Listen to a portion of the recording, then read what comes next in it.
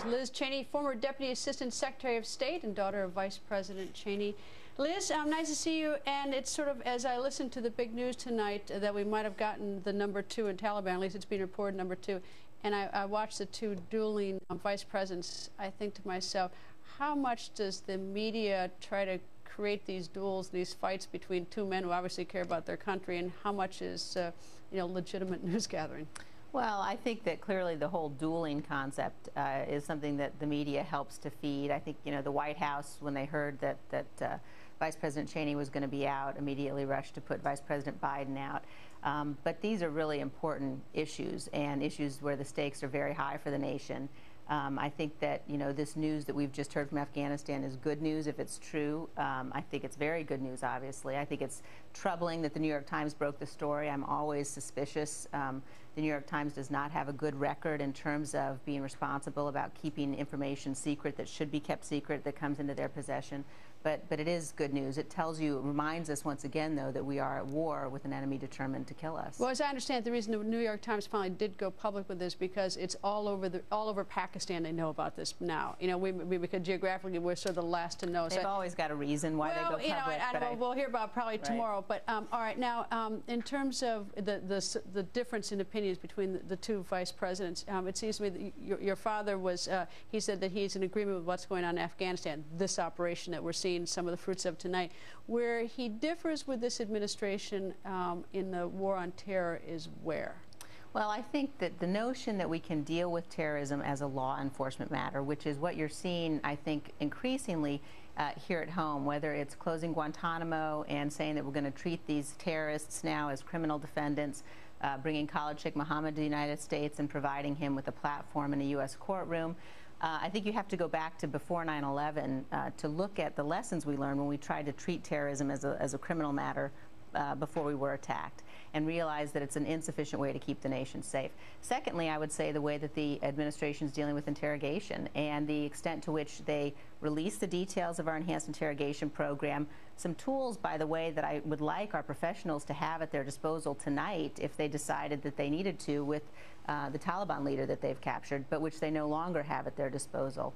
And the fact that the administration is now going after some of those CIA agents who conducted those interrogations, has said they're going to investigate them. I think all of that gives people grave concern. As I sort of sit back and watch this, the horrible thing about it is that who's sort of right on strategy, whether it's the Bush administration or the Obama administration, how to keep us safe, unfortunately will be determined by whether or not we get hit again. And that's a terrible line. That's a terrible test, that none of us wants to confront or experience. Well, and I think that, what we know, and we saw every senior intelligence official in the U.S. government affirm this in front of the Senate a couple of weeks ago, is that they're trying. They're trying very hard. There are attempts repeatedly and consistently, and it's why the president has got to stay focused. And what we've seen, I think, with the Christmas Day bomber is what happens when the president's not totally focused, that these systems can erode. And if the president of the United States isn't himself day in and day out reminding people that this is his top priority, we're not as safe as we ought to be. Well, it's interesting you raise that, because one of the things that I was going to raise with a guest in a segment or two is how much is the president being served by his advisors.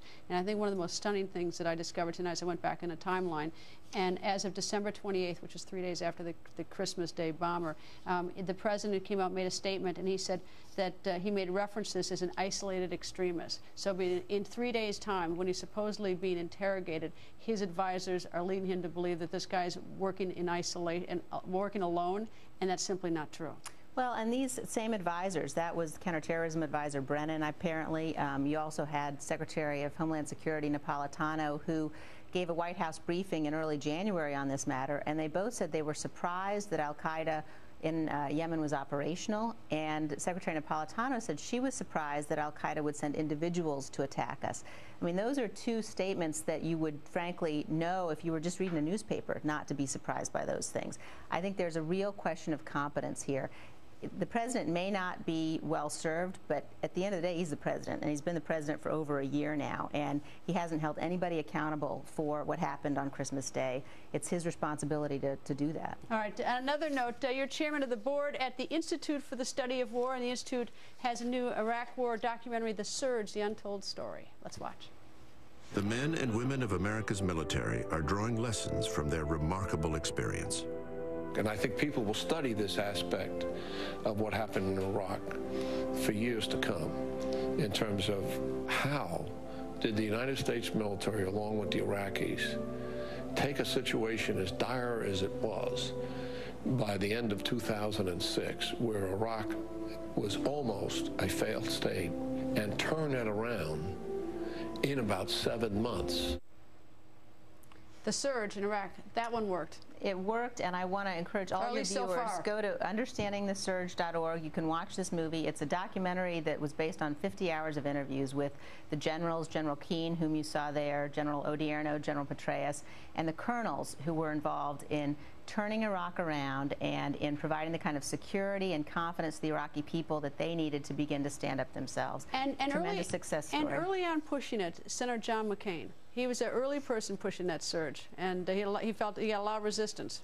Well, I think that the important thing about the surge, and Senator McCain certainly was a supporter, but it was the notion that we had to convince the people that we were going to protect them and that we were going to be there and they could count on us. And you saw over the weekend General Jones, frankly, try to diminish the success of the surge, and you saw Vice President Biden say that Iraq wasn't worth it. And I would encourage both of them. That's and a all different your viewers, issue, though. Well, it's not a different issue. You look at what those American troops did, and you look at the extent to which the sacrifices they made so that we were able to take out Saddam Hussein, so that we now have in the heart of the Middle East what is going to be a democracy, what is already an ally of America, what's no longer a state sponsor of terror.